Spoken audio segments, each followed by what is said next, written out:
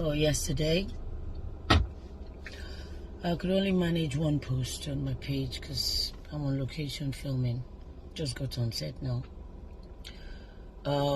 Went on Twitter to complain about the traffic coming to this end, because for me, once you pass Aja, you're out of Lagos. Okay, and I tweeted that, and then I was seeing all sorts of, stuff, but I wasn't too sure what was going on. I carried on with my work and then got back on there, because Twitter is where most of you have run away from. I know they can be very verbose and vociferous in their communication, but that is where I get information real time. And so I saw a boy being carried, and I'm like, oh, what could have happened? Another child, not knowing much about what was going on, went back to work. And then I think I went back to check. The network here on this side is a bit iffy. And I could see something about a child, a 12-year-old, and then football. Like, what's going on? It was later on when we were filming. I was even having a discussion with my director and another colleague, Choma, and we were talking about, she said, oh, I just saw the video, and the boy, his lips are red and bleeding, definitely internal bleeding, because there was no injury on the outside of his body. And I heard something about football. I'm like, how can football cause this? And the director was even having a very serious discussion, like, what's the punishment for this crime? I'm like, if there are children involved, they must be sent to juvenile detention or something, or the parents, definitely the parents. And then I finally got home so late, checked on Twitter again. That's when I found that there was a Facebook interview of the father of Sylvester online, and I watched everything with his two sisters by the side of the father. And how, the school said it was football, and that they should come and take him home. A nurse called the parents, and all of that. And in all of that, I want to just ask all of you who feel you have the right to tag me and throw insults, that you cannot be selective in your call-outs. Your outrage is so hypocritical and insipid. Okay? What are you calling me out for? A few years ago, when a school teacher raped a 2-year-old girl in Chrisland School, I posted the picture after asking questions and getting the right information from Mirabel Center. The guy threatened to sue me, and I had to speak to Dr. Chidi Odinkalu to find out my options. And he said, oh, don't worry about anything. You people just foam at the mouth, calling names. For what? You choose when and when not to speak out. I choose to speak out every time. And it's not for you to tell me or to tag me in some meaningless post. And this cloud chasing wannabe blogger, he's saying, I'm scrolling through celebrity pages. Oh, please scroll through my page. Scroll. You will see the man's picture there. You people, I didn't hear your voice. Thank God for Lagos State Judiciary. Even though they are lax in some things or most things, when it comes to rape, molestation, domestic violence, I'll give them tops. I'll score them top notch.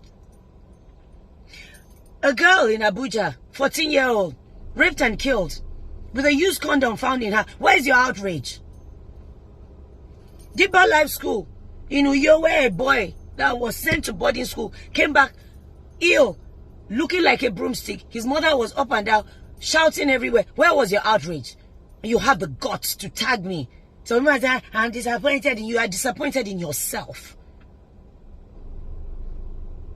You cannot choose when and when not to speak. You cannot choose. Your outrage has to be seamless. Your faves, they're there. You have not gone to their page. You are tagging Kate Henshaw. Are you okay? No, are you okay? I'm coming. You choose when and when not to speak. Because it suits you. That teacher from Christian school is now in jail. Scroll through my page, go years back, you will see his picture there. You're fake, up and down. You demand better of leaders. You demand better of school authorities. And I think the school was a bit hasty to say it was football. Yes, maybe the boy said football because he was afraid of what was said to him, that if he tells the truth, something will happen to him. So we have to keep pressing and pressing, especially when you see those kind of injuries. You're tagging me. Today he would have been 12.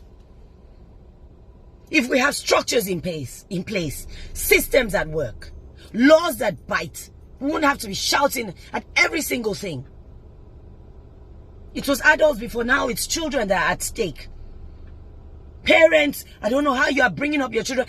Some of you know the parents of these boys who committed this atrocity, who killed this young boy. Some of you know them. Some of you wine and dine with them.